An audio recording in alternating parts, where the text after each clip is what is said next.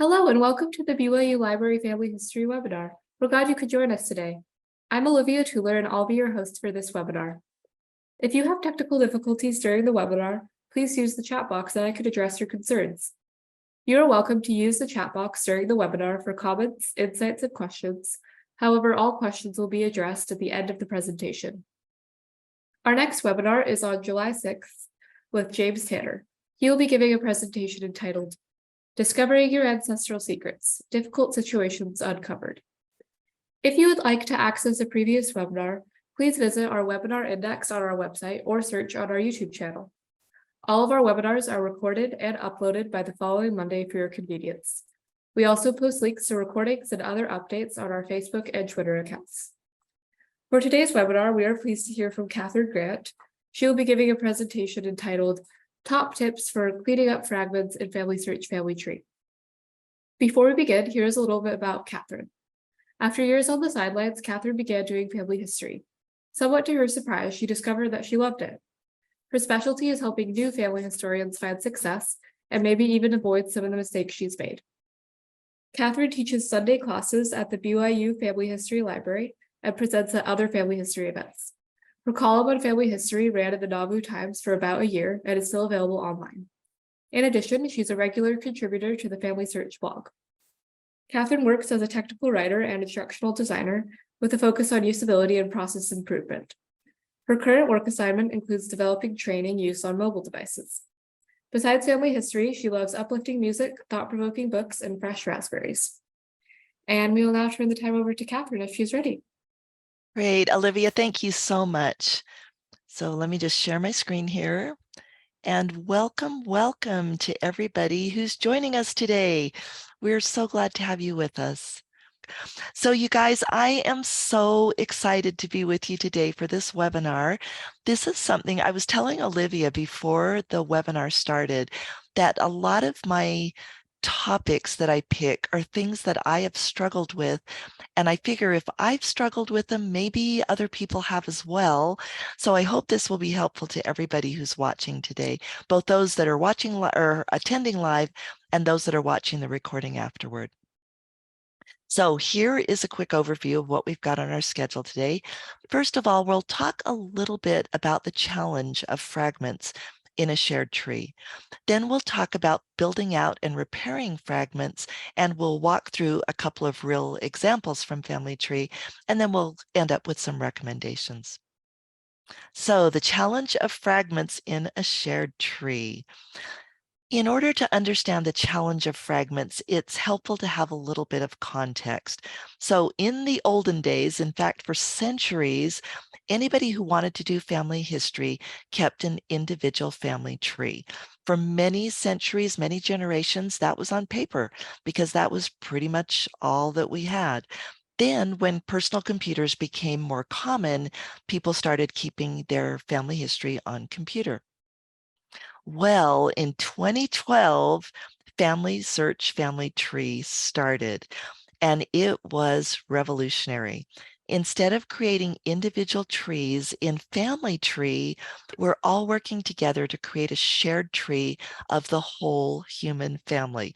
How exciting is that? Very ambitious, but very exciting. And what a wonderful thing that we can all be a part of that. So where are we today in building this shared tree? The stats that I'm about to share were shared by Craig Miller in his Roots Tech presentation earlier this year. These are the most recent statistics that I have. That probably there's a little bit there because Family Tree keeps growing. So these statistics are out of date by a few months, but they should still be pretty accurate. As of earlier this year at Roots Tech, Craig Miller said that there were 1.47 billion names in Family Tree, which is quite an amazing accomplishment. Of those names, he said, 738 million of them, or about a half, are all in one big tree. That leaves the rest of them to be in fragments. So for purposes of this webinar, how are we defining a fragment? Well, a fragment is a tiny, incomplete, disconnected branch. In other words, disconnected from the main tree. The kind of fragments we'll be talking about today are those that consist of maybe one person or 3 or 4 people. They are rarely more than 1 or 2 generations. They're just these little pieces that are floating around in family tree that don't really have a lot of information on them. Here is an example. So we've got a guy here named James Makins. We've got a christening date for him, but notice he doesn't have much other information. He's got a dad, he's got a mom's first name, but other than that, not too much to go on. And let's look a little bit more specifically. So he's got no birth, no death, no burial. He's got no spouse, no kids, no siblings, and his mom only, as we mentioned, only has her first name. So why are there so many fragments in family tree? If our goal is to build a shared tree of the whole world, well, really, they were necessary when starting to build the shared tree. You got to start somewhere, right? So in the beginning of building the shared tree, we had a relatively small number of users. So the users numbered first in the hundreds and then in the thousands, but relatively speaking, not a lot. It was harder to find historical records of birth, marriage, and death.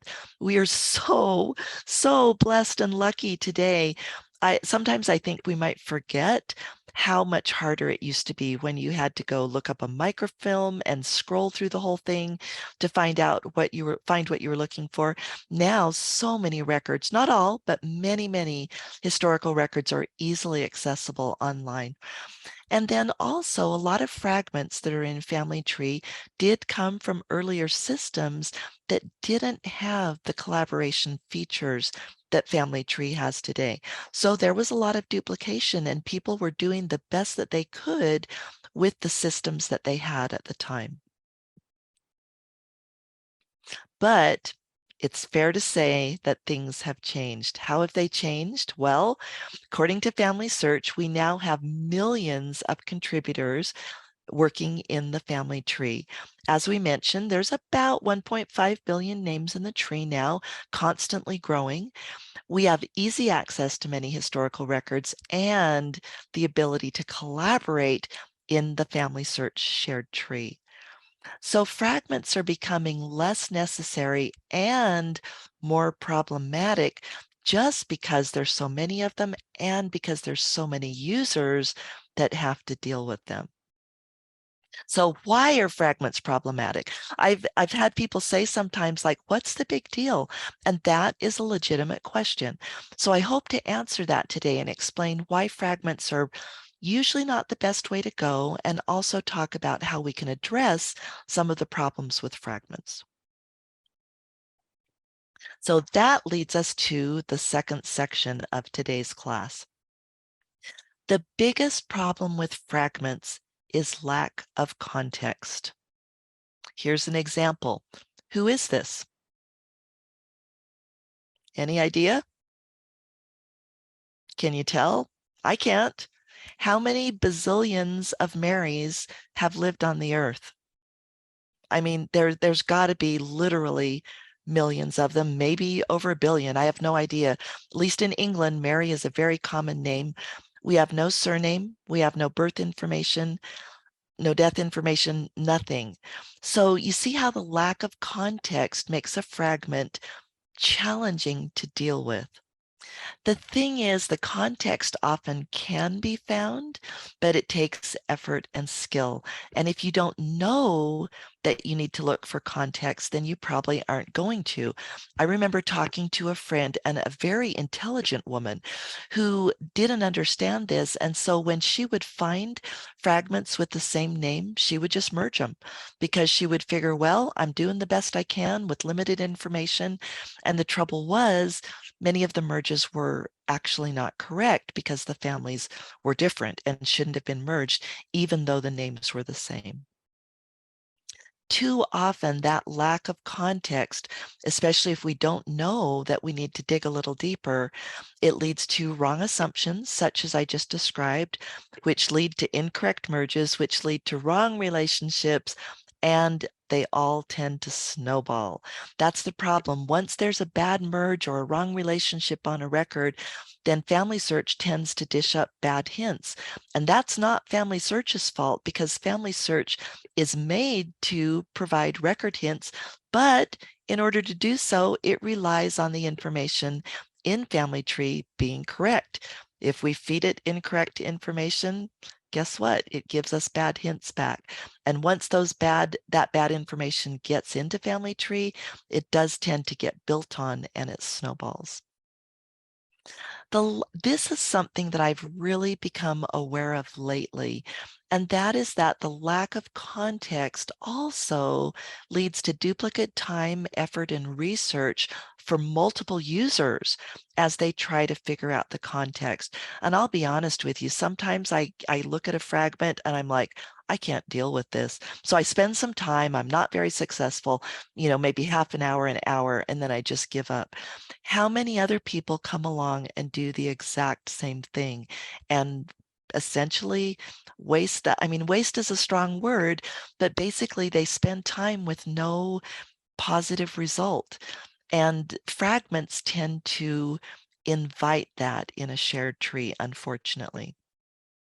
So that leads us to our next section on building out and repairing fragments. And we're going to walk through two examples from Family Tree of how this is done, how you can recognize and build out and correct fragments that have problems, or even if they don't have problems. So the first one we're going to start with is back to our buddy James Makins, the one that was christened on the 24th of May, 1818. I think it is helpful, again, for context, to understand where these fragments come from.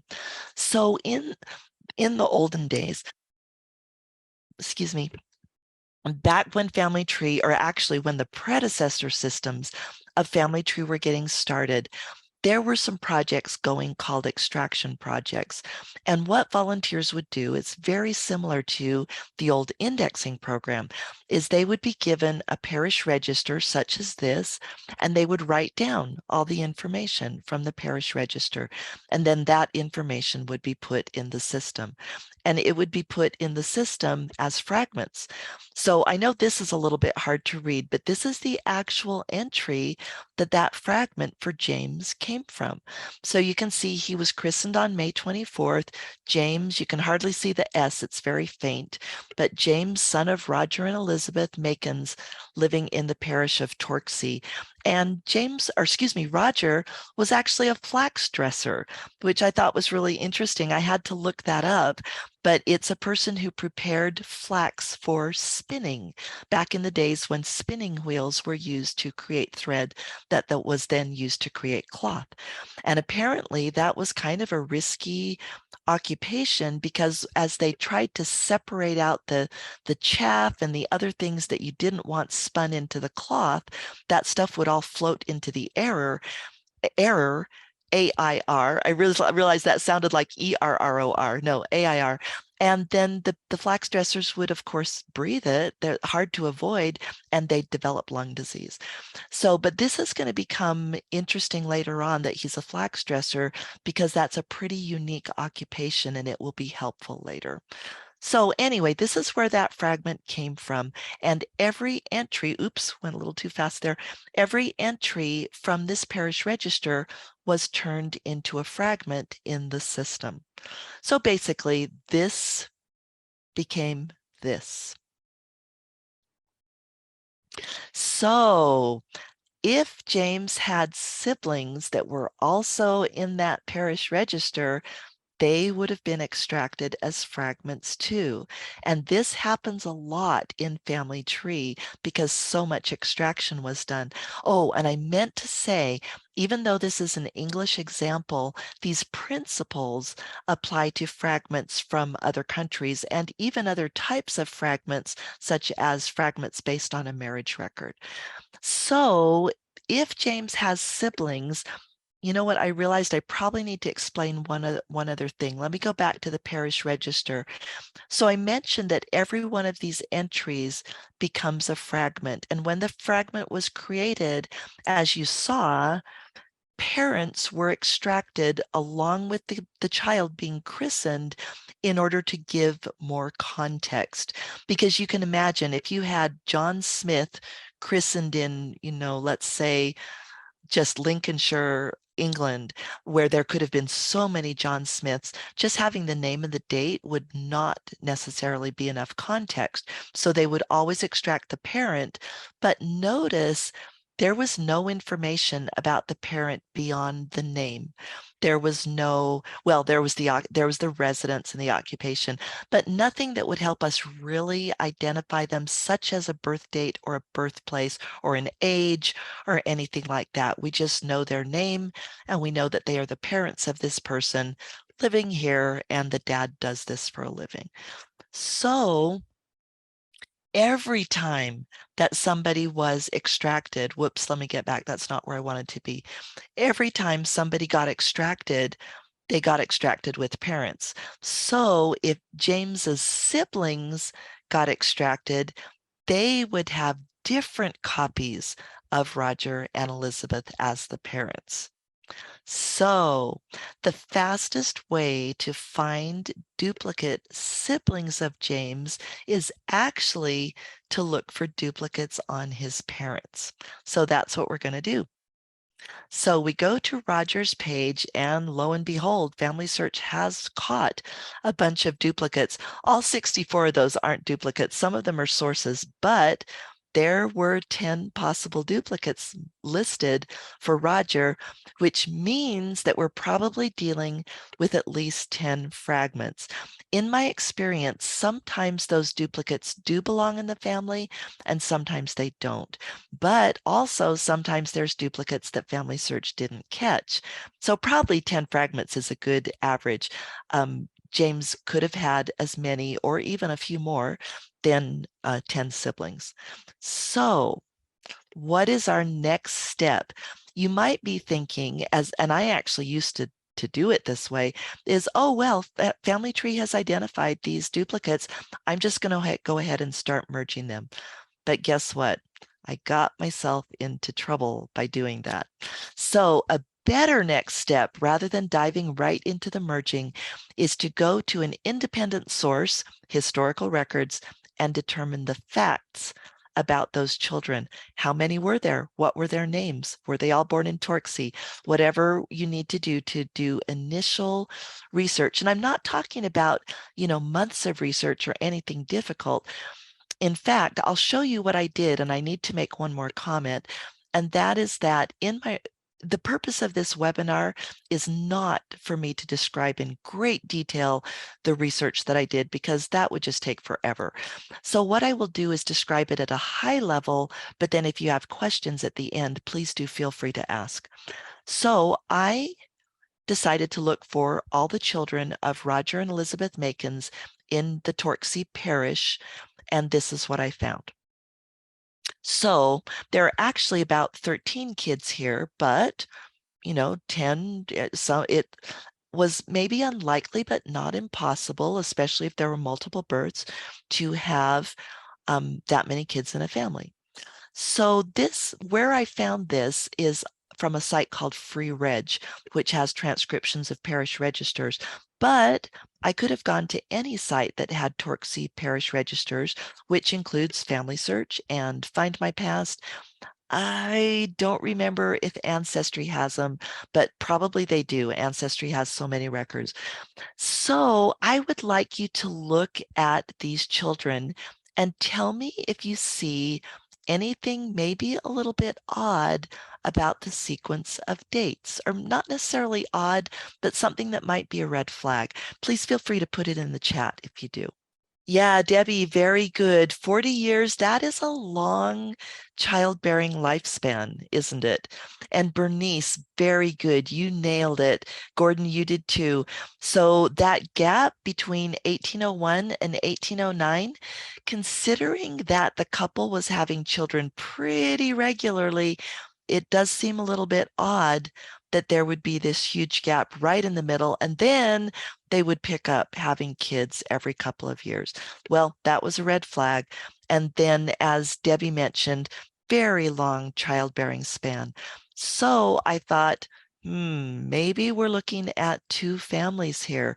And lo and behold, again, we're not going to go in deep into how I figured this out, but just at a high level, I looked for marriages that were pretty close to the birth of the first child.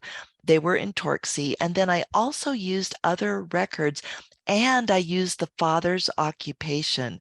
As I recall, this was the guy, yeah, because James is here. This is the guy that was the flax dresser. And that occupation was listed on some of the christening records, although not all, but especially the later ones. So that helped me tell. And this guy, as I recall, oh, I want to say he might have been an ag laborer. Shoot, I should have written that down. But based on the christening records, and this family was in the census, it became very clear that these were two different families that we were dealing with. So if I had just, what's the past tense of dive? If I had just dove, if I just, if I had just gone right in and put all those 13 kids together, I would have been combining two families that didn't really belong together. So just taking that little bit of time to do the due diligence and see how the families were were composed, what members composed the family, that saved me from making some big mistakes. So the next step is to combine the fragments by merging the parents. And again, not going to walk through merging, but if you're interested in a demo of merging, check out either the virtual Sunday classes archive on the BYU Family History Library page or the webinar index. And in both those locations, there are webinars that go into quite a bit of detail about merging. So once we've merged all the parents, we've gone from all those little fragments to a connected family. This is just one of the families, but I would repeat those steps with the other family as well. Now, here's a step that we might not think about very often, but this is one of the things, this is one of the examples where lack of context could contribute to further bad merges in the future. So I went through and merged that whole family and everything's fine. But what if somebody else comes along, doesn't notice that big gap, but just notices that, hey, here's a Roger Makins and a little Elizabeth, and they're having kids in Torksey, so I guess they all belong together. It would be very easy for somebody to wrongfully combine those families, even though everything is right now. So what we want to do is add the extra context to the parents that will keep them from getting badly merged with that other set of parents. So as I mentioned, both of them lived quite a long time, and they were both in the 1851 census. So using that information, I added birth information for Roger and birth information for Elizabeth. So now those records are much more complete. And the other thing that you could do once you've combined all those fragments is you could start doing descendancy research on the kids to make those records even more complete.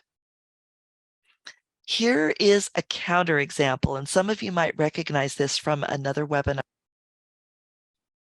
but it's just a really great example. One of my friends asked me to come help her with family history one day, and she showed me this family. Notice the number of kids, 20. Well, is that impossible? One of my friends, a different friend, pointed out, well, not necessarily. What if there were multiple births or adoptions? Okay, yeah, that there are exceptions, but very, very unlikely.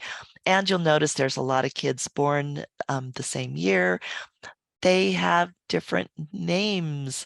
There's Gower and Gowers, but also when we started looking into the merges, some of them were Gowan and Gowans. And so the bottom line was there was this family right here is a mix of at least 3 different families from 3 different counties. And the only commonality was William and Sarah. Even the last names were not the same. But somebody had thought these are close enough. And so they merged all these the parents of these 20 kids to combine them into one family. So this is the kind of thing that we want to avoid.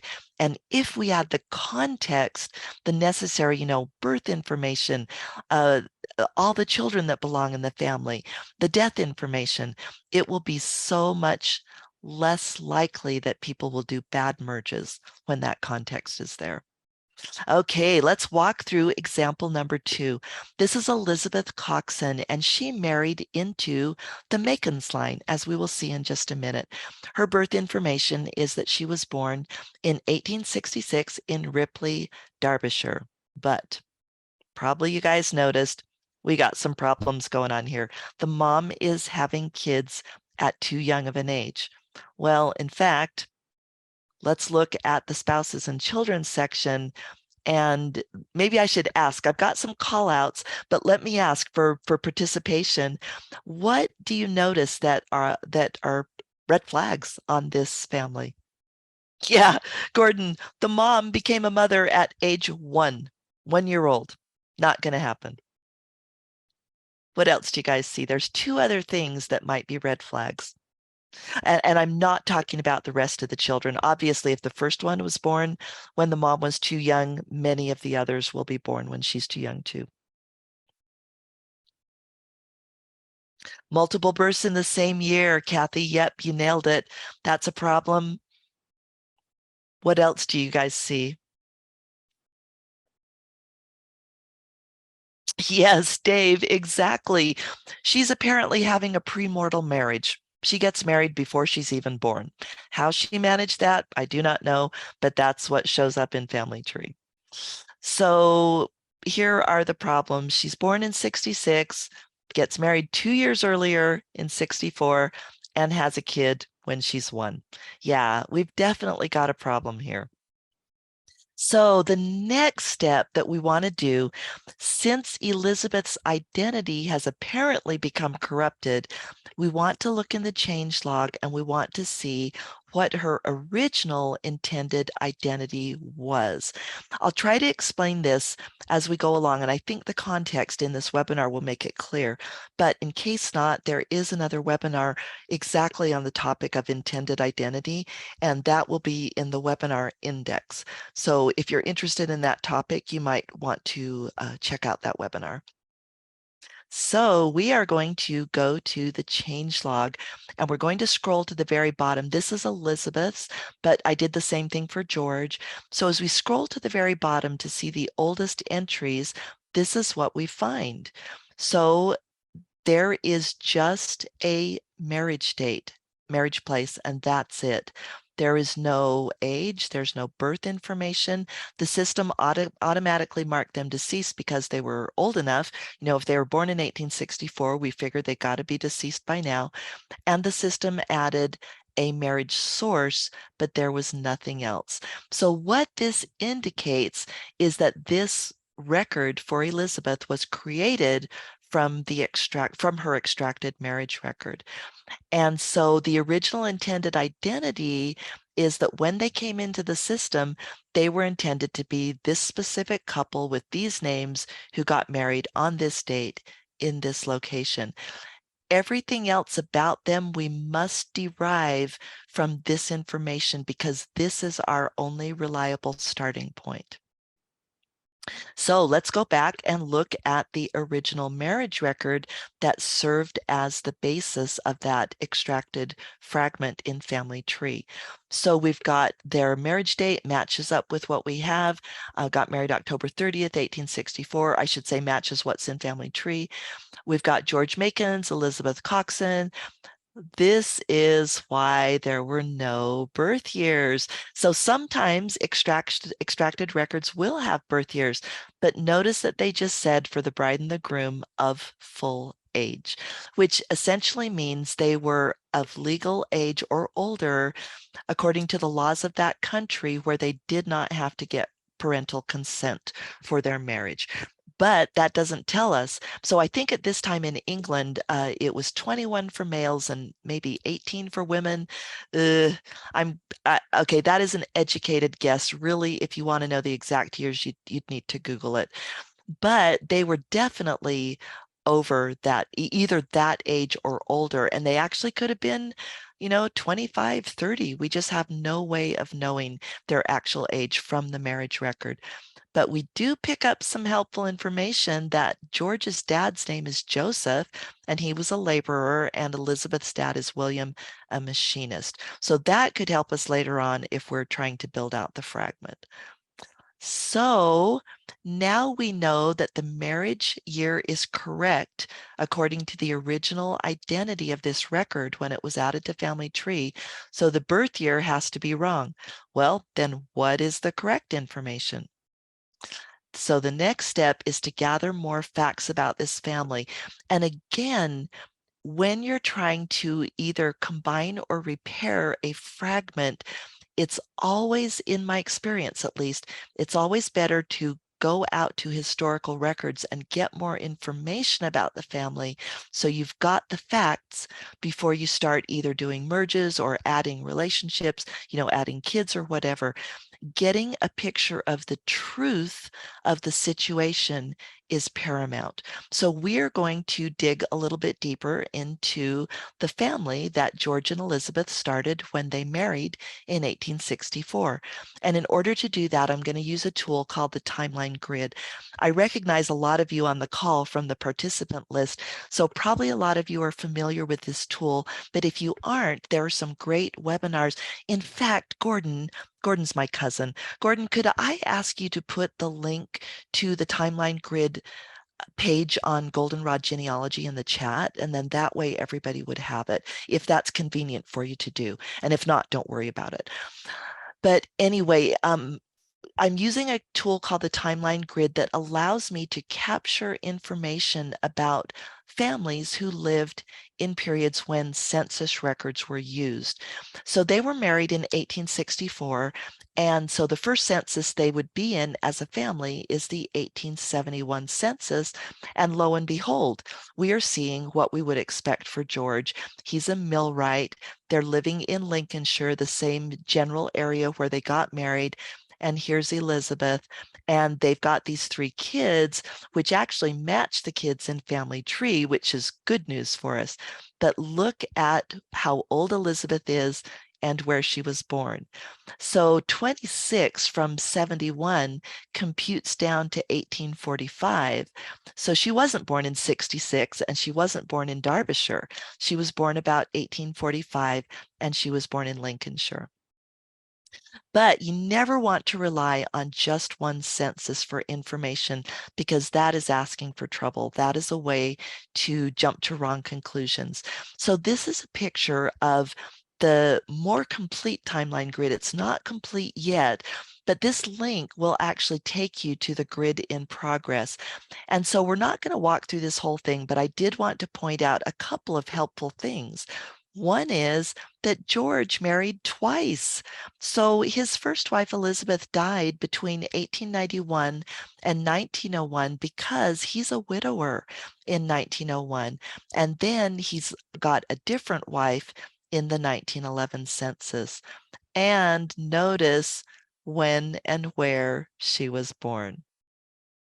Also, another cool thing I wanted to point out is that George, prior to his marriage, was in the 1851 census with a father named Joseph, which matches the marriage record, which means that I could not only do descendancy research on this fragment to build it out, but I could start going backwards and get George's parents and put their information in the tree and just make the whole thing more complete, give it more context.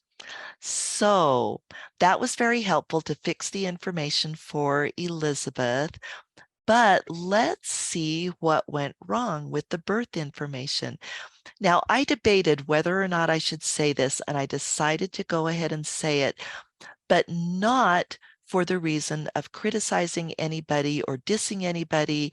or any project or anything, but just as a learning experience for all of us. So I am familiar with, see, the reason that the person put for why they attached this birth information to Elizabeth is that they were participating in a BYU Link project. Now, she didn't put any URL in here, so I don't know the exact project she was participating in, but I know of some projects run both by BYU and by other people, where what they will do is present you with the source linker with the source all ready to be attached and tell you, and they do tell you usually to check the records and make sure they're right, and if they are, attach them. Well, apparently, for whatever reason, the person who was attaching this, I don't know if she'd maybe been doing lots of records and had stopped paying attention, or just assumed that, well, Ada Mary could be Elizabeth, maybe that's her nickname. No way of knowing without talking to the person. But for whatever reason, when she attached this census, as shown in the change log, she decided to bring over the birth information. Now, another thing that would have contributed to the problem, and this goes back to our talk earlier about how important context is that remember when we looked at that change log for Elizabeth, there was no birth information because it was not on the marriage record. So when the extracted record was created, it was created without birth information. So my guess is the contributor in this project saw that Elizabeth had no birth information and jumped to the conclusion that this birth information for Ada Mary must be right. And she just clicked add the birth information and it came over and populated.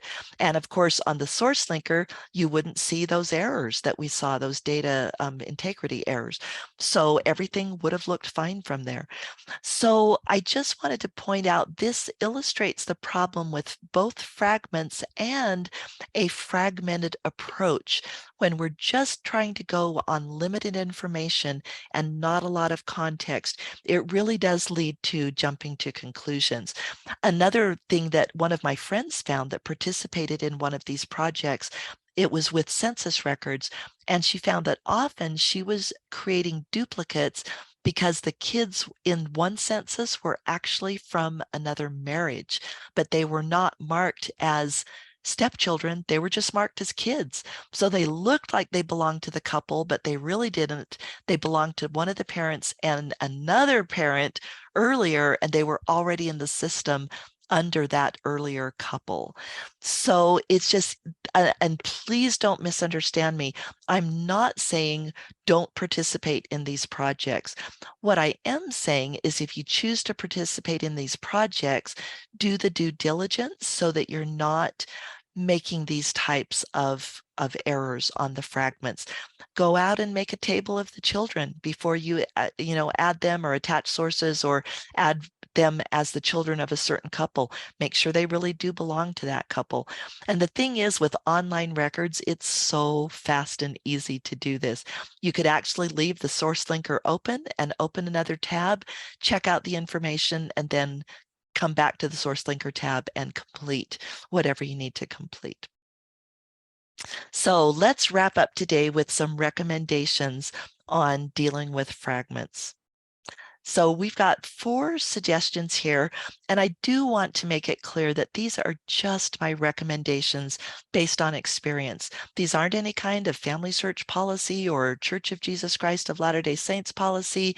They're just things that I hope would help us all to clean up the fragments that we find and also avoid creating problems with fragments. So the first thing is slow down to speed up. Sometimes we're so tempted to work fast. We want to just get those people in family tree and move on to the next family or whatever it may be. But so many times, if we are rushing, we're actually going to make mistakes that take more time to clean up than they took to make. So take the time to put accurate and complete information in Family Tree, even if that means going out and taking 10 minutes to do that type of search that I did for Roger and Elizabeth Makins.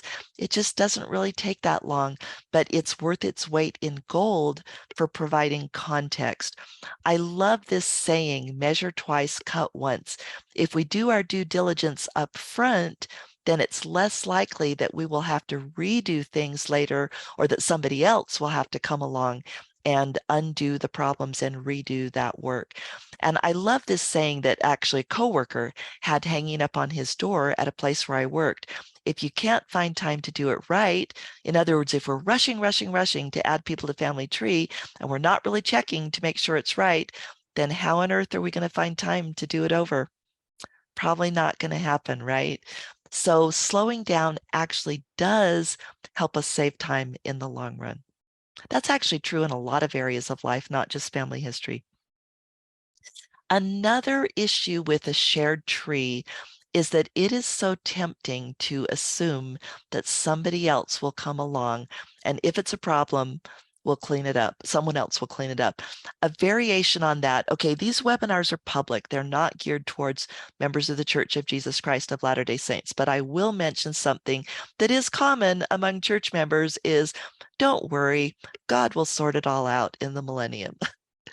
Well, I don't think that's a fair assumption, to be honest. I think we are the people that need to take responsibility and either add correct information or clean up the wrong information that we find. And I do need to make a little caveat there. Obviously, all of us can't do everything, and sometimes we just have to say, I don't have time for this. But if we do have time and if it feels like the right thing to do, then it is a great contribution to clean up problems that we may find in the family tree. And also another thing I wanted to comment about adding fragments is that remember that the context that might be so clear to you may not be clear to the other person who comes along. So that's another reason why it's so important to enter information in Family Tree that is complete as possible. And that's actually sort of our next little bit of advice here is to live by the golden rule. Whoops. Went too fast there. Live by the golden rule and add the kind of information that you would like to find in the tree, accurate, complete, and well-sourced. And then finally, at the beginning of the webinar, we talked about how fragments really aren't necessary anymore. And they tend to cause a lot more problems than they solve. So do your best to avoid fragments. I'm not saying don't ever enter a fragment because sometimes there's a legitimate need. Maybe you've got a person, you're just starting their line, and so you've got to start someplace. But once you start there, a good practice is to work from the tree to build the tree. So use information that's already there and add to it rather than leaving a lot of little fragments in the tree. And if you do need to leave a fragment, be as thorough as possible, and you could help other users by leaving a note to explain why it was necessary. Now, I need to say something here because oftentimes when we talk about being careful, there will be some people that will say, oh my goodness, when you talk like that, you're just going to make it hard for new people that are learning to do family history. You're going to make them think that they have to be a professional genealogist and they're just going to give up. I actually don't believe that that's true. And let me explain why. So if we wanted to have, one of the things isn't showing up. It'll probably show up later. There's a title up here that says accuracy continuum. So if we wanted to show a continuum of accuracy, on one end, we could say perfection. Well, none of us are going to reach that, but for theoretical reasons, we'll say that this end of the continuum is perfection. Then there we go. I just had the animations wrong. So this is an accuracy continuum. At the other end, we can say that people are being very quick and they're doing few or no accuracy checks as they add information to Family Tree. Do we have to choose between one or the other? Absolutely not. And that's the false dilemma. So often, and I've had people say this to me when I've talked about the importance of being careful, they'll go, well, you just expect people to be perfect and they're not. And so the only way to get people involved in family history is to let them, work fast and don't make them do any double checking. And I actually don't believe that either of those things are the right approach. So I'm indebted to my friend Susan Corbett, who used to work at FamilySearch. She shared with me her idea on this, and that is that we want to be looking for the sweet spot when we are doing research and adding names to family tree.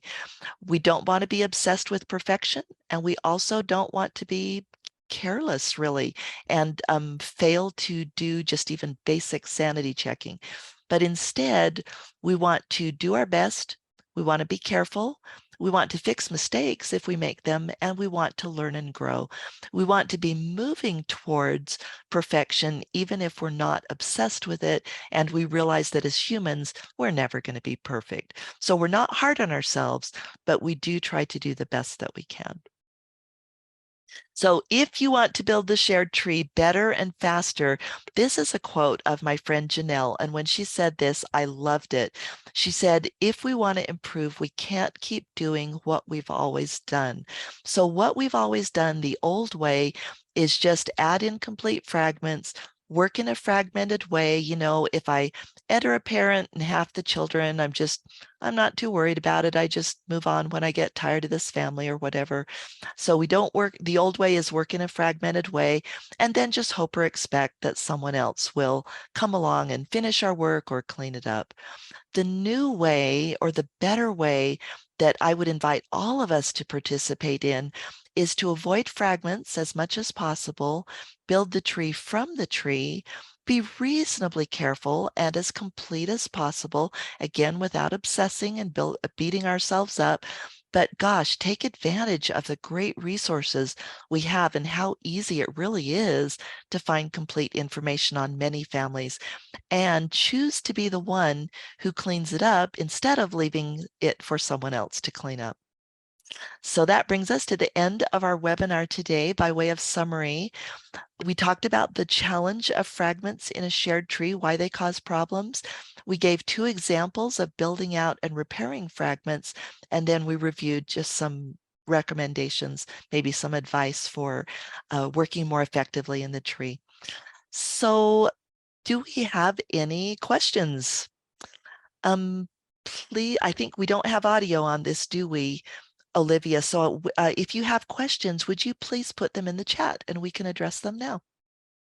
And I should ask, Olivia, did you notice any questions as we went along that were put in the chat that we need to address? I don't think so. I think they were just participation and comments. Great, thank you. And Gordon, thank you so much for putting that information in. I was pretty sure you would be able to do that unless you had some, something that was taking you away from the webinar. So thank you for doing that. Oh, thank you. And I'm assuming it's Margaret. I see ellipses at the end of Margar. Let me expand my screen and see if it goes wider.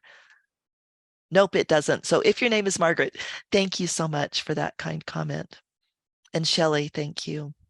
Okay, Olivia, we've got a question. Jean says, do you ever use the genealogies to build families by putting in just the parents and location?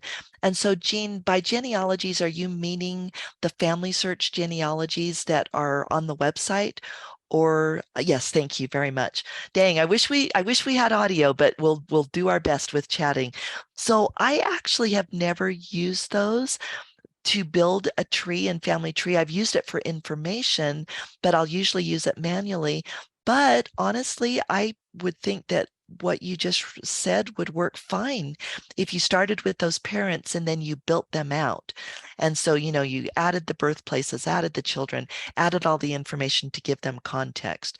And definitely with genealogies, what I have noticed is that a lot of the information over there is people were doing the best they could with what they had at the time, but a lot of it is incomplete and some of it is even erroneous. So I would definitely verify that information before using it to add to Family Tree. But other than that, if you've done your sanity checking, yeah, I think that would be great. I'd love to hear any comments by anybody else on that for Jean. Well, Olivia, I'll turn the time back over to you. No other comments are showing up yet. And if something does before we end the webinar, we can address it. But other than that, I think we're done. Okay, perfect. Thank you so much. Thank you so much, everyone, for joining us today. We hope you will join us for our next webinar, which is on July 6th with James Tanner. He will be giving a presentation entitled Discovering Your Ancestral Secrets, Difficult Situations Uncovered. A recording of this webinar will be made available next week. You can view that on our YouTube channel or on our website. If you have any comments or questions, you can always email us at fhl_webinars@byu.edu or follow Facebook and Twitter. Thank you and have a wonderful week.